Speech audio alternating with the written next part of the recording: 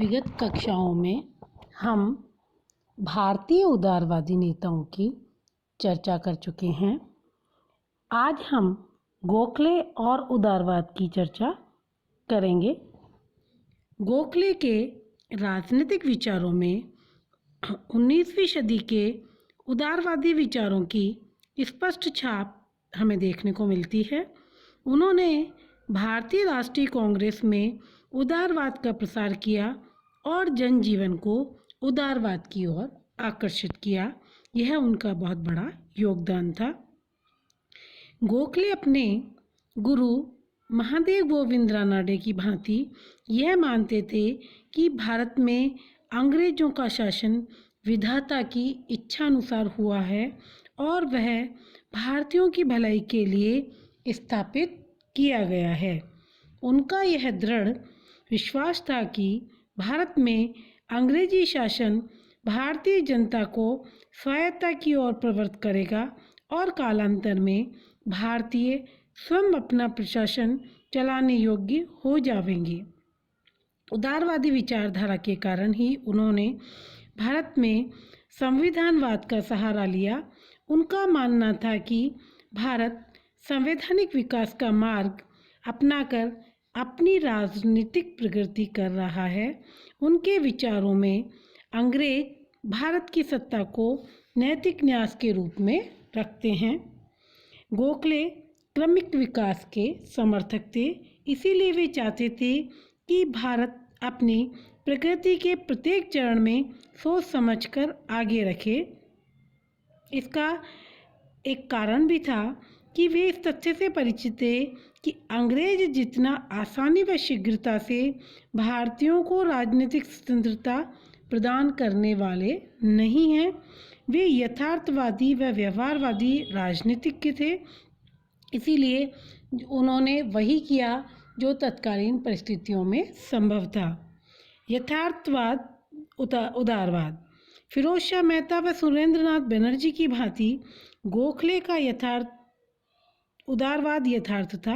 वे संवैधानिक आंदोलन द्वारा देश को अनुकूल बनाने में परिवर्तन लाने में चाहते थे और इसीलिए एक और प्रार्थना, स्मरण पत्र, प्रतिनिधिमंडल भेजने, बातचीत करने और शासन की रचनात्मक आलोचना का मार्ग अपना रहे थे।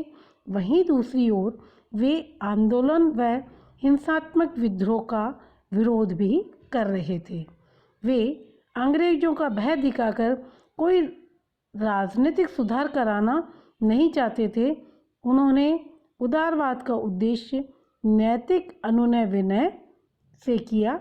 वे शासन से संबंध विच्छेद कर स्वतंत्र रूप से राजनीतिक लक्ष्य की प्राप्ति के कार्य को अस्वीकार करते थे। इसीलिए गोखले द्वारा बहिष्कार की नीति अपनाई गई।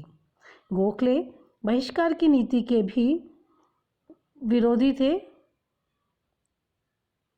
ब्रिटिश सरकार से संबंध विच्छेद कर देश की उन्नति का मार्ग निर्मित करना उन्हें एक दुष्कर कार्य लगा।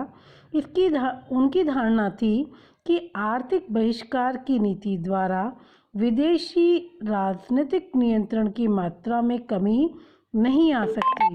इस प्रकार उनका कहना था कि स्कूल व कॉलेजों के बहिष्कार करने से राष्ट्रीय शिक्षा की गति ही शिथिल पड़ेगी।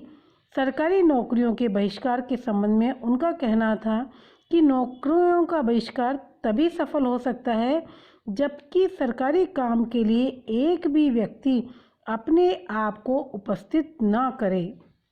विधान परिषदों व स्थानीय संस्थाओं में त्यागपत्र देकर बहिष्कार करने के जो मार्ग था उसको भी उन्होंने अनुचित बताया। गोखले की ब्रिटिश शासन में निष्ठा। गोखले भारत में ब्रिटिश शासन के प्रति निष्ठावान थे। उनकी ब्रिटिश शासन के प्रति स्वामी भक्ति ही देशभक्ति का पर्यायवाची बन गई। वे ब्रिटिश शासन के प्रति निष्ठावान इसलिए नहीं थे कि वह एक विदेशी शासन है, वरन इसलिए कि वह सुव्यवस्थित शासन था। स्पष्ट है कि वे अराजकता व अव्यवस्था के विरोधी थे। वे ब्रिटिश शासन, ब्रिटिश जनमत तथा भारत के अंग्रेजी शासन को भारत के विकास में सहयोगी मानते थे।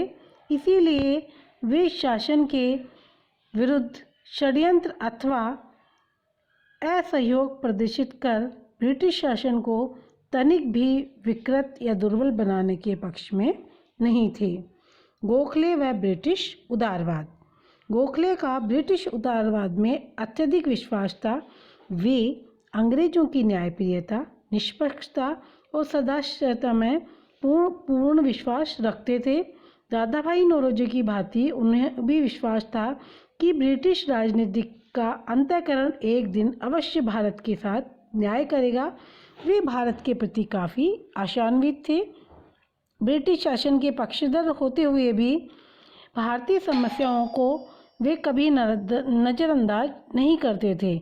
इसीलिए कहा जाता है कि गोखले की अंग्रेजी राज्य के प्रति निष्ठा का यह तात्पर्य कदापि नहीं था कि वे भारतीय राष्ट्रीय गौरव और सम्मान को किसी प्रकार की आघात पहुंचने दें। उन्हें भारत की महानता तथा उसके उज्ज्वल भविष्य पर उतना ही गर्व था जितना किसी अन्य राष्ट्रीय नेता को होता। अतः स्पष्ट है कि ब्रिटिश शासन के पक्षधर होते हुए भी वे राष्ट्रीय हित के सर्वोपरि रखते थे। इसके साथ ही गोखले केंद्रीकरण के भी विरोधी के रूप में थे। गोखले सत्ता का केंद्रीकरण नहीं चाहते थे। वे ग्राम पंचायत, जिला परिषदों तथा विधान परिषदों के गठन पर जोर देकर देश का हित करना चाहते थे। उनका कहना था कि भारतीयों को अधिकार तभी मिल सकते हैं जबकि ब्रिटिश सत्ता के विकेंद्रीकरण की नीति अपनाई जाए। इसीलिए उनका भी ये मानना भी था कि केंद्रीकरण प्रशासनिक स्वेच्छाचारिता और परिणाम जनता के कष्टों को बढ़ाएगा और प्रांतीय स्वायत्तता को गोखले विकेंद्रीकरण का ही अंग मानते थे। इसीलिए गोखले को हम सच्चा उदारवादी नेता स्वीकार करें तो न्यायसंगत ही होगा, क्योंकि उनकी ब्रिटिश राजभक्ति उस समय की आवश्यकता थी। वे अपने जीवन में निरंतर ब्रिटिश सरकार पर भी वे निरंतर भारत के प्रशासनिक सुधारों के लिए दबाव डाल रहे थे। अपनी आत्मा का आभास मृत्यु के समय अपने साथियों से व्यक्त करते हुए उन्होंने इन शब्दों में कहा कि मेरी जीवन कथा लिखने या मूर्ति स्थापित करने में अपने समय का अपव्यय न करना, बल्कि अपनी संपूर्ण आत्मा को भारत की सेवा में लगा देना, ताकि आपकी गणना भारत के सच्चे निष्ठावान सेवकों में हो सके। गोखले भारत का रत्न और महाराष्ट्र के सपूत थे और वह कांग्रेस के कार्यकर्ताओं में अग्रणी थे। इसीलिए महात्मा गांधी के द्वारा भी गोपाल कृष्ण गोखले को अपना राजनीतिक गुरु बनाया और उन्हीं के पद चिन्हों पर चलते हुए उनके द्वारा भारतीयों को राष्ट्रीय आंदोलन की ओर प्रेरित किया गया।